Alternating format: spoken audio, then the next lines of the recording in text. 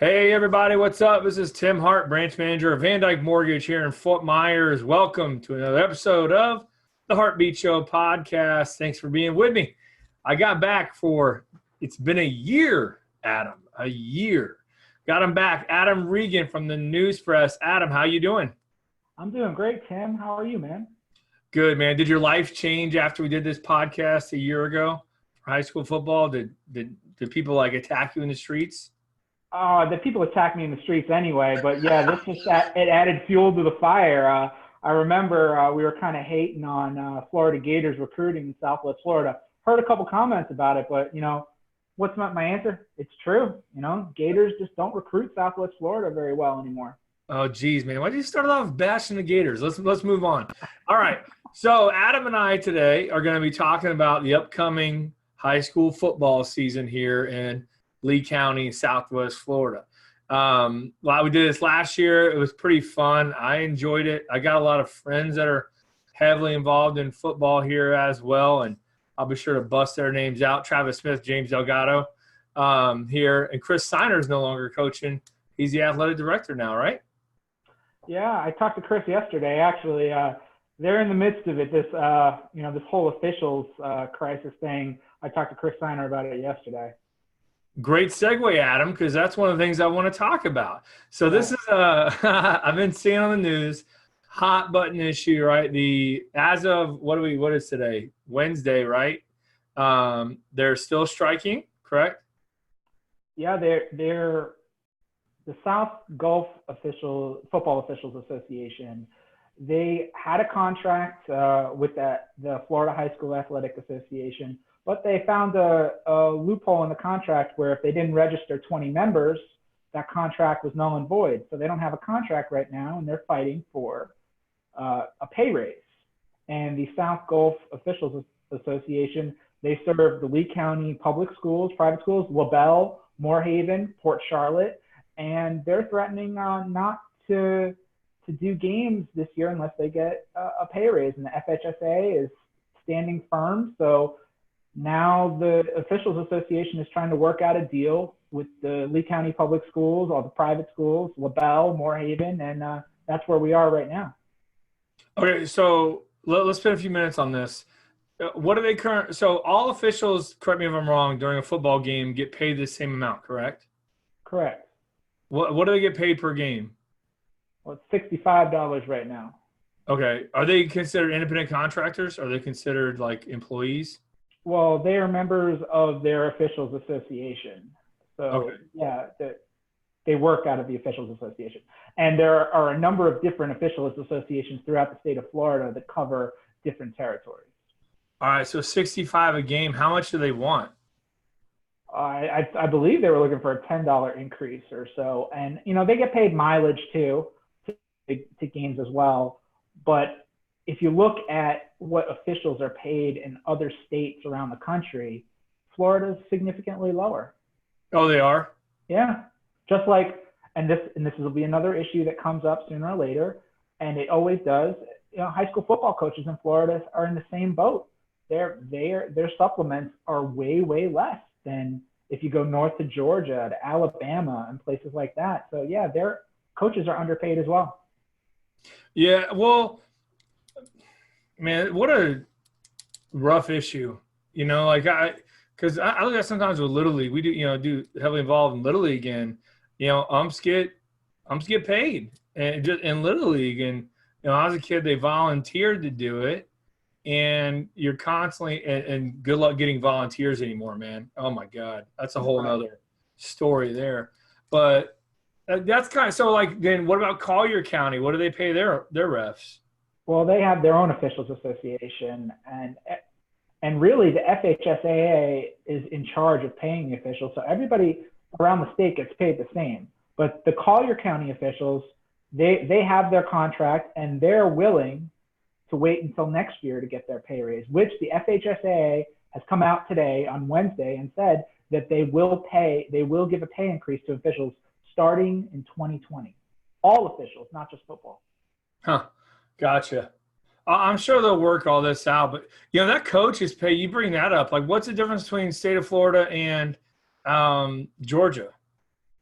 Well, we've had a number of coaches in this area that have moved up to Georgia, and some of the coaches in Georgia get paid six figures. Shut up. Oh yeah. And then you have the head coaches supplement down here in Lee County, which I believe is the 19th best out of what are the 60 some odd counties in Florida. But you're like your boy James Delgado or Travis Smith, they get a $4,600 supplement. And that's for everything. That's for spring football practice, the time they spend in the weight room with the kids, all of those extra hours they put in, a supplement of $4,600.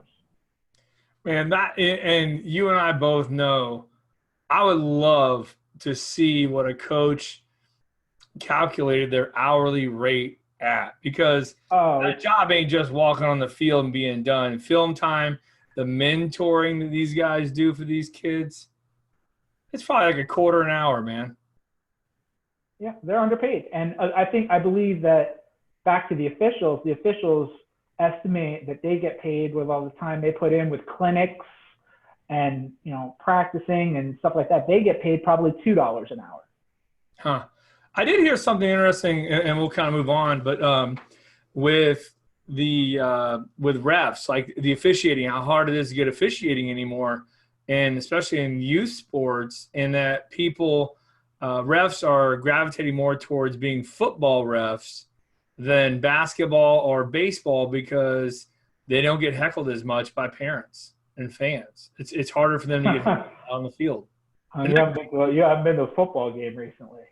Yeah, dude, but you're a home plate up, man. You're 15 feet away from you got parents getting your ear full.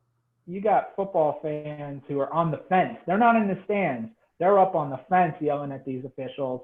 And yeah, definitely baseball umpires get it. Basketball umpires get it. I feel like the different school districts are working on better ways to protect their officials, escorting them out, giving them in their own locker room and stuff like that. Crazy. Stuff that really shouldn't be needed. Yeah, no doubt. It is. So if you're listening to this and you're a parent and maybe you think you could be a problem with the ump or the ref, you probably are. So chill out, man. Let these humans do their job. Let the coaches handle the refs, and just enjoy watching your kid play football, right? All right, Adam, let's move on. I want to touch on something else before we get into the upcoming season. Transfers, okay? So this is a hot button issue as well. I see it. You see it in college football happening now.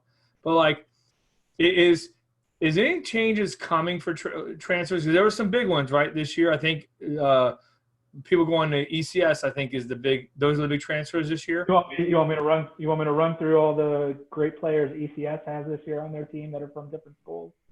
I mean, is that what went down?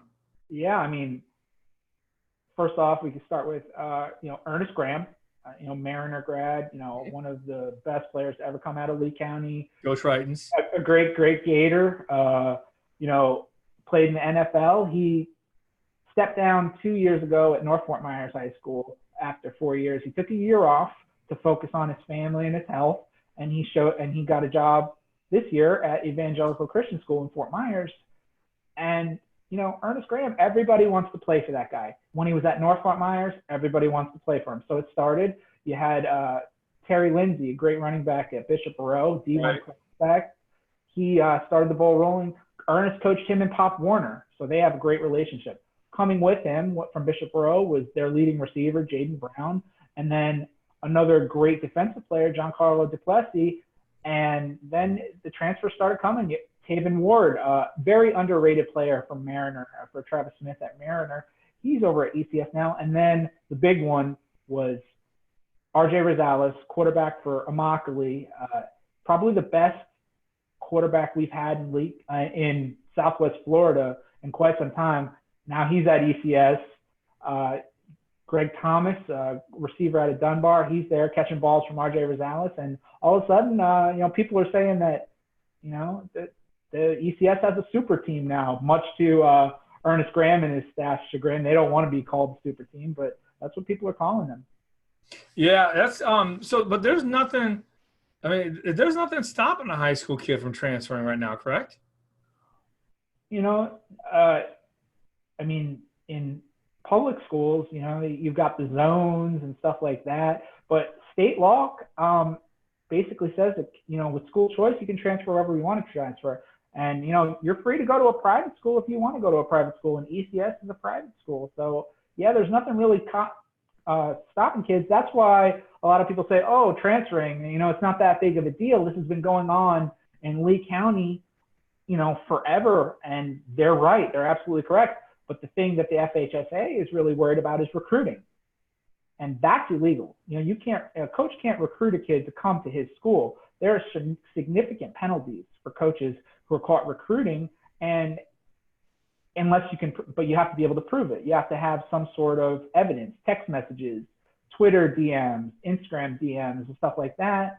And coaches all the time complain about recruiting. We had media days last week for Lee County, and we had South Fort Myers coach Willis May, who was the former coach at Marjorie Stoneman Douglas, who's over in Broward County, and they said he dealt with that all the time over there, and now he's dealing with it at South Fort Myers. He said coaches are calling his players, recruiting them. And as a follow-up question, he had a number of players sitting with him at media day, and I said, hey guys, raise your hand if you've been called by a local coach to come play for their school. And you had 3 kids raise their hands. So recruiting is happening, and the FHSA is willing to punish schools for that, but there has to be evidence. Right. So like these 3 kids, like I don't, want to, they're kids, but like, what are they naming names on like who's recruiting them or? Not yet. That's what investigative reporters are for, Tim. Is that what you're for? Is that what you're supposed to be doing or no? I think that's my job. So yeah, if there's evidence of recruiting happening, it's going to come out. If you come up missing, man, I'll know you found some dirt on some football coach, man. A booster took you out or something. Yeah, I'm not looking for dirt, but I thought it was very interesting that Coach May opened the door and openly accused coaches of calling his kids, and the kids shook their head. Yep, coaches have been calling me, but nobody's naming names. Yeah, that's crazy. That's I wonder if they'll put any other limit. What is the penalty for a coach who gets caught recruiting? Well, first offense is a $5,000 fine. Charged to the coach or to the school? I'm not exactly sure where the $5,000 comes from, but this new rule this year, coaches who are caught recruiting, even on first offense, 6-game suspension. Dang. Yeah, that's a lot. They're really trying to crack down, and like I said, over in South Florida on the East Coast, this stuff is on another level, like 5 levels above what we're doing right now over here in Lee County. Like St. Thomas Aquinas, the big powerhouse over in Fort Lauderdale, got caught this spring recruiting an offensive lineman, and the FHSAA threw the book at him. Yeah, I got to imagine ultimately it's going to become, if they let it continue, you always hear about the bagmen, right? And with college football recruiting, you got a new Raptor and the dude just signed with so-and-so college, University of Georgia. I'm talking to you, Bulldogs. And they got new trucks and all that stuff, dude. So, you wonder if it'll get that bad with high school football. I don't think it'll get that bad to that level. SEC football, that's crazy, man. So yeah, a lot more money. High school football, it's all we got over here in Southwest Florida. So it's big time. Gotcha. Good information, man. We'll keep an eye out for more info on that. You ready to get in the football season? I'm ready. I'm ready as I'll ever be. Was there anything else important I missed before we start getting into the team? With the transferring? No, it's it's an ongoing thing. Kids are going to transfer. Kids are going to do what they think is best to get to the next level and stuff like that. And they're not breaking any rules. Right. There's rule breaking going on. It would be with recruiting, and unless somebody turns someone else in, it's not going to stop. Yeah. One more question on that. So have you heard from college? I wonder what colleges, as this grows, like when you have UF, FSU, Miami, all these huge Power 5 schools down here, if they go to a kid and they're like, hey, you're on your 3rd high school football team, but he's a stud athlete, are they going to look at that kid and think he's loyal, or that he's going to, Are you getting any feedback from college recruiters on this? I mean, it depends on how good the kid is. If a kid's a superstar, they're going to put up with anything. Right. But yes, college coaches will tell you that if a kid's been transferring, has been at 3 high schools in 4 years or something like that, their loyalty, I mean, what if things get bad at the college level? Mm-hmm. What if you don't win your position battle? Are you going to transfer on me? That's what college coaches are thinking. And like I said, it's based on how talented a kid is. I mean, if you got, a Cam Newton or somebody that's super, human that wants to play for you, you're going to take them no matter what. But, when it comes down to the 3 stars and stuff like that, yeah, they're going to pay attention to how many times you transferred during your high school career. Yeah, and I think they should. I mean, I get the one transfer out like type thing, but 2, 3, times, that's a ton. So that'd be interesting to see how that plays out. Stay loyal, people. All right, Adam, let's roll, man. Let's start. I'm gonna let you lead this conversation with the teams or the conferences. Okay. Sure. So we had a reclassification this year. So districts are a little different, regions are a little different. I'll start in Class 7A, and let's start with the Riverdale Raiders. They're playing in 7A again this year. They went 10-1 last season under Coach James Delgado. They got blown out in the playoffs, though. That's the thing that Riverdale will tell you about. They weren't thinking about going undefeated in the regular season for the first time in their school history. They're remembering that loss to Bloomingdale in the first round of the playoffs, and they're hungry. And I think they're going to be good again this year. They lost some talent. I think that they're gonna be playing for a district championship. And then when I mentioned Riverdale, you have to talk about their rival Lehigh, and they're in the same district this year. They're in 7A 11 with Lehigh. Lehigh has the highest enrollment in the county this year, so they moved up to 7A, and they're in a 14 district with Gulf Coast and Northport. And I think both teams have a shot to make the playoffs. And 7A is always a really tough playoff bracket, as Riverdale experienced last year. They're going to have to be going up against the likes of Venice and Dwyer and stuff like that. So, but I think in the East Zone with Riverdale and Lehigh, you got 2 good teams there, full of a lot of talent. Lehigh's got a ton of Division I talent, if you want to talk about that. You got Amarion Cooper, a defensive back, who has a ton of offers. FSU is in the mix with them. Gators aren't in the mix yet. You got Tavares Dawson, who's got a number of Power 5 offers. Quavion Fuller, who is the younger brother of Quashawn Fuller, who ended up at FSU. Quavion is committed to FSU. So a lot of talent, and a guy to look out for on Lehigh, young freshman running back, Richard Young. The legend of how Richard Young performed at the Pop Warner level. This kid is a man. Don't be fooled. He's going to be their running back this year, and he's going to be really, really good for a number of years. So the Gators might want to get on him, start recruiting him pretty early. I'll tell Mullen that. I'll put it. You should definitely shoot Mullen an email. Freshman too, huh? That's cool. You already know he already knows about him, though. This kid is he hasn't played a down of high school football, and he's going to have a ton of offers when it's all said and done. So nice. We'll move down to 6A. And before we do, good luck, James Delgado. Pulling for you, buddy. All right, so 6A, we've got a number of Lee County teams, and the district 6A 13, you got Dunbar, East Lee, Fort Myers, Ida Baker, Island Coast, North Fort Myers, and South Fort Myers. Very local districts, yeah, and you got to make Fort Myers the favorite here. They won their district last year. They went 10-3. They returned a number of talent. They got Caden Baker, who's a big offensive line transfer from Southwest Florida Christian Academy. Number of Division I offers. I think he's going to end up committing to Miami, but who knows about that? And they've probably got the best football player, I would say, the best two-way football player in Lee County on Fort Myers, John Calais. What was his last name? John Calais. Okay. He's a defensive back and a wide receiver, great ball skills, great talent. He's got a couple of mid-major offers. He's a guy that you would definitely want to look out for this season. And, the guy, North Fort Myers, I would say they might be the number 1 team in Lee County, but, Fort Myers, I think, has to be the favorite in the district. North Fort Myers, they went to a regional final last year. They got a number of great players led by offensive lineman Blaze Spark. He's committed to Illinois. New quarterback and Parker Odell. They got a pretty good running back, wide receiver combo there with Christian Morgan. He's got a number of Division I offers. They're going to be really tough. Dwayne Mack had a great first year as a coach there.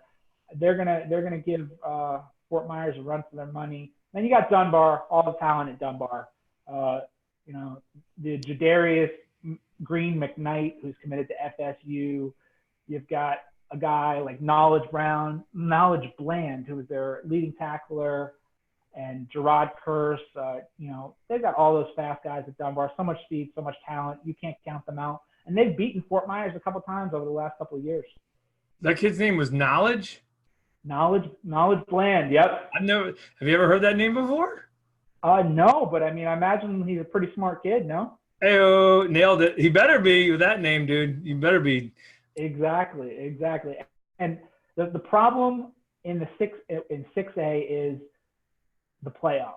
The 6A teams moved down to Region 4, so they're going to be matched up in the playoffs with teams from South Florida, like, state powerhouse Miami Central, Miami Norland, Miami Southridge. Like, these teams could be playing Miami teams in the first round of the playoffs this year. That wasn't the case in previous years. You wouldn't see a Miami team until you got to a state semifinal. So, these Lee County teams better be on their game if they make the playoffs this year. Southeast, like Miami and all those schools are better than us, right? The talent in Miami-Dade County is the best concentration of talent in the country. Right. That's right here. Exactly. So those teams are really going to have to be on their game when they make the playoffs. So you got Fort Myers winning that one. I don't know. I don't know if I said they're the favorite. I think North Fort Myers is really, really good. And that game is always a very good game. Fort Myers, North Fort Myers, Caloosahatchee River rivalry. It's been that way for a number of years. And I don't know. I don't know what to think there. And, it's hard to bet against Dunbar, too. So I don't know if I have a pick in that one. That one's the hardest one to pick. Okay. So we'll move down to 5A. And, man, this one is tough as well. You had a number of teams that played in some really tough districts in past years. Now they're in this winnable 5A 13 district, and that includes your Mariner Tritons. Travis Smith, it led them to a 5-5 record last year. I told you last year that Mariner was the team to watch, along with Riverdale and LaBelle, and I was pretty much right. And Mariner, they're in this district. They lost Rashawn Hunter, their all-everything player who's now playing at Marshall. But, this is a very winnable district because they're going to be in the district with LaBelle, who under Chris Steiner in his last year went 8-4, and they went 2 rounds in the playoffs. They lost a lot of guys off of this LaBelle team. Matt Davidson, who is a LaBelle alum, has his work cut out for him, I think, creating an offense there. They're in the district with Estero, DeSoto County, and a very talented Cypress Lake team led by quarterback CJ Shedd. They went 5-5 last season too. That was pretty much a success. And then the other team down from 6A is Cape Coral, who's coached by Cypress Lake grad Dale Moore, and they went 5-5 last season. They started their season 5-0 last year, and then finished 5-5. They had injuries and stuff like that. So I think this is a really winnable district for all of these teams. And I don't want to take anything away from DeSoto County because they have some big boys over there too. They might be the favorite in this district. So very winnable district. And for teams like Mariner, who were in districts last year with teams like Dunbar, Immokalee, and Lely, that was a really tough go for teams that were in that 5A district. Cypress Lake was in that district. So this reclassification was pretty good for these teams. So I got you. So out of that district, I know Dale Moore as well. I meant to mention his wife, Natalie's a realtor over that Remax Realty team. So know them really well. So out of this district, we'll just pencil you down for Mariner High School Fighting Tritons, Coach Travis Smith winning it. Great pick, Adam Regan of the News Press. Good job. I like the pick. I got DeSoto County winning. I heard Mariner. All right, so Fort Myers, three-way tie, and the other one, then Mariner High School winning this one. Let's move on, Adam. So then we'll go down to 3A. We don't have any 4A teams this year with the reclassification. You got I should pause for a second and fill everyone in like a little bit of a joke. Travis Smith, coach of Marion High School football, best friend since high school, known him forever. That's kind of why. And I went to Marion High School too, so that's why I was making a few jokes there in case anyone watching is like, what the hell's wrong with this guy and his infatuation with Travis Smith from Marion High School. So Travis Smith is a great guy. And, you know, whenever I call, he picks up his phone. That's how I judge guys on whether I like him or not. But I mean, he's always great. He's very realistic about expectations for Mariner. They have low numbers every single year. I mean, school choice, all building all those schools in the Cape really hurt Mariner. Mm-hmm. They were a powerhouse, and you got Ida Baker getting built, Island Coast. It's tough for him, but he always puts a very, very hard-nosed team out on the field, and they play smash mouth football. They're going to run it down your throat. They're not going to do anything fancy, and they've got a great running back in Cade Reynolds. He rushed for 1,500 yards last year. Dang. And I expect big things from him this year, and he earns every single yard he gets. You watch his film, and there are kids climbing all over him. It takes 3 or 4 guys to bring this kid down. He's going to have a big year, especially in this district. So look out for Cade Reynolds at Mariner. All right. So we're gonna go down to 3A, and then we've got Bishop Moreau, who had a great year last year. They went 9-3. They played in the region championship game. Unfortunately, they run into Cocoa every year. Cocoa is multiple state champion, but guess what? Cocoa is not in their region this year. They're gonna avoid them, and they got a pretty good quarterback over there, Jacob Azizi, who he can really sling it. Deion Sanders had his prime elite camp at Bishop Moreau this past summer, and we watched Jacob Azizi, and he was tossing around to some of the best players in the country at this combine, and he looked really good.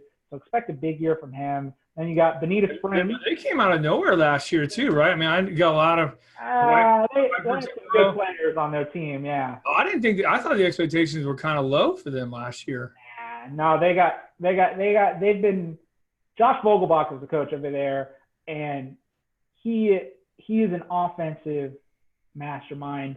He used to be the all-time leading passer in the county when he was at Bishop Moreau until Dallas Crawford at South Fort Myers broke his record. But yeah, he knows what he's doing. He's got a great coaching staff over there. That defense is legit. They may have lost a couple of players due to transfer, but they picked up some transfers too. They're going to be legit. So yeah. Well, good. I go to a couple of their games, so I'll be glad to see them. Indeed. So then you got Bonita Springs in this district too. First year varsity football. They've been waiting 3 years for their first varsity football game at Bonita Springs. Rich Dombrowski is the coach there. He's coaching at Immokalee. He was at Estero. He's another offensive-minded guy. So they're going to sling it around. They're going to be exciting to watch. I think everybody expects, first year, they're going to go 0-10. I bet you they won't. I bet you they win 2 games this year at Bonita Springs. And that's going to be a hell of an accomplishment because they don't have any seniors on the team this year. It's a junior class. That's tough. So, yeah, it's going to be tough for them, but they got some good players. I think they're going to win some games over there. And then you also have in this region, Oasis under Mac Mitchell. They started off the season pretty good last year, and then they faded towards the end. But they've got talent over there at Oasis. Oasis are in their second year of 11-man football, and they've got a dynamite quarterback over there, Daniel Rennie, threw 26 touchdown passes last year, 1,700 yards, and most of them were to his brother, who is a pretty good wide receiver. Oh, I wouldn't sleep on Oasis. I think that they could make the playoffs this year after going 5-4 last season and just missing the playoffs. Okay. So we'll move down to Class 2A if that's cool. Go for it. So this is where you got all the private schools. Yeah, you've got Southwest Florida Christian Academy, who went 2-9 last season, but they made the playoffs. I don't know with the new RPI system. 2-9. Yeah, well, that's another issue we probably should have discussed at the top of the show. FHSA has created a new RPI system on how to qualify for the playoffs. Okay. And if you're a math guy, we can discuss it real quick. So 35% of your RPI ranking is your record. Another 35% is quality of opponent based on their record. And then the next 30% is your opponent's record. So it's kind of like college basketball, really. Right.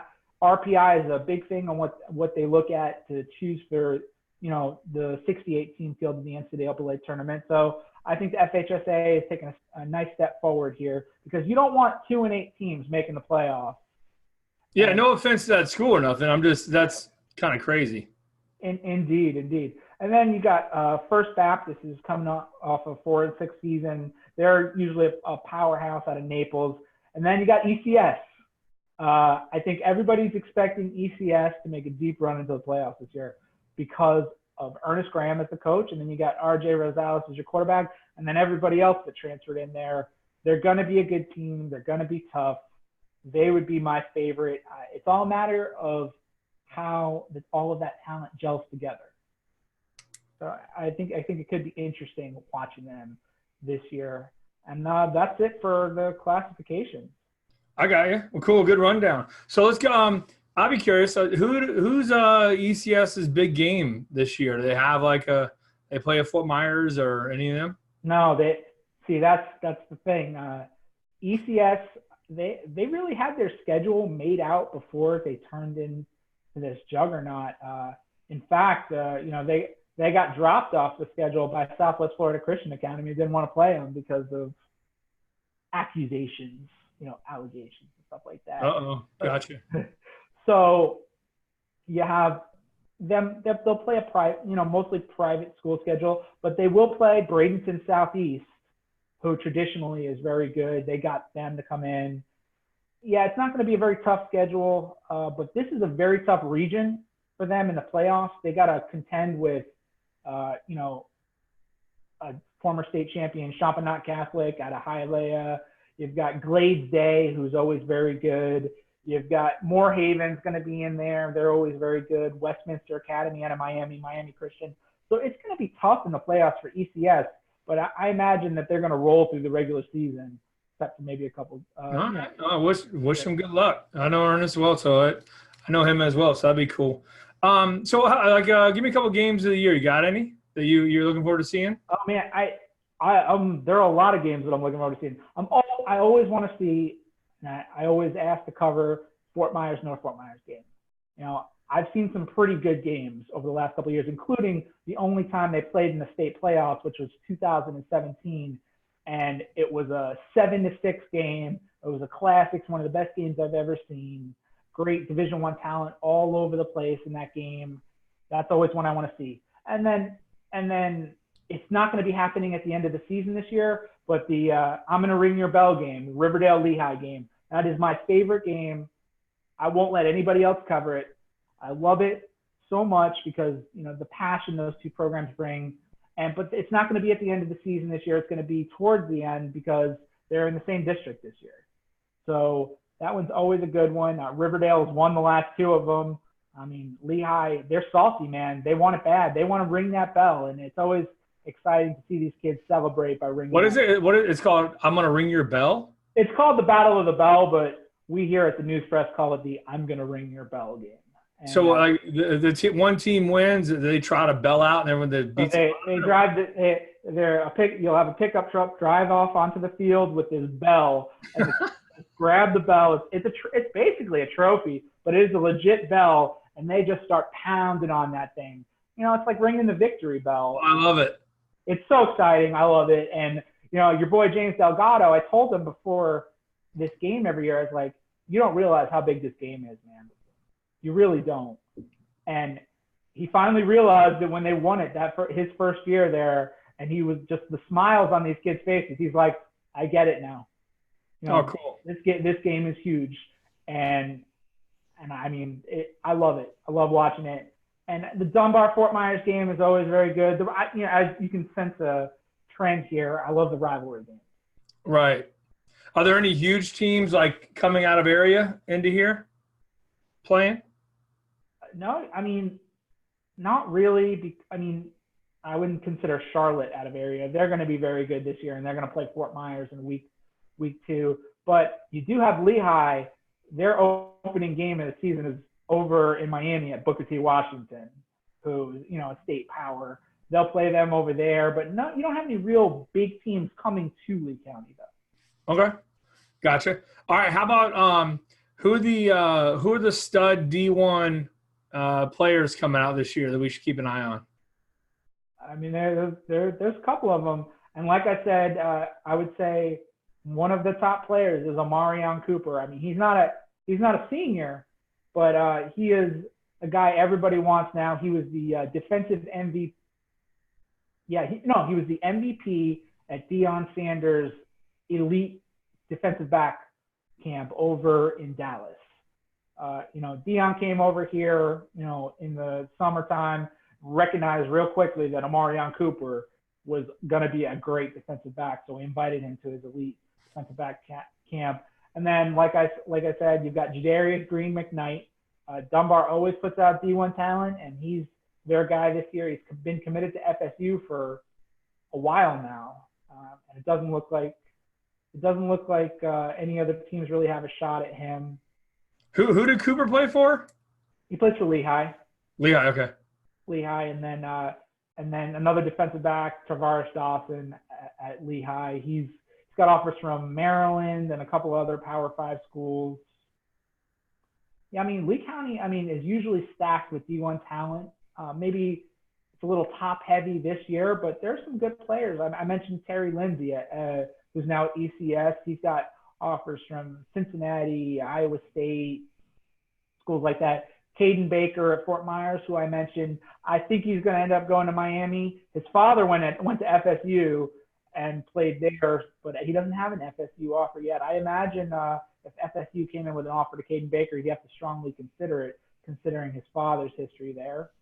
Yeah, I mean, those are really the high-end D1 guys. Is FSU still the hot recruiting team here in Southwest Florida? In Southwest Florida, yeah, we've had more guys go to FSU in terms of Power 5 schools than anywhere else over the last couple of years. I don't know. Who else do you see recruiting Southwest Florida heavy? Yeah, I mean, I saw, Willie Taggart was here over the summer. I was here. I talked to him, and I talked about Southwest Florida. He's from Bradenton, and he knows the area very, very well. When he was at USF, he was recruiting Darian Felix, former running back at Fort Myers. And then when he went to Oregon, he got Darian Felix to sign at Oregon. So he's very familiar with Southwest Florida. He loves recruiting Southwest Florida. And Jimbo Fisher recruited Southwest Florida pretty well too when he was here. So yeah, FSU's got kind of a stranglehold over the area. Did the Gators make any headway this year, man? If we talked last year or no?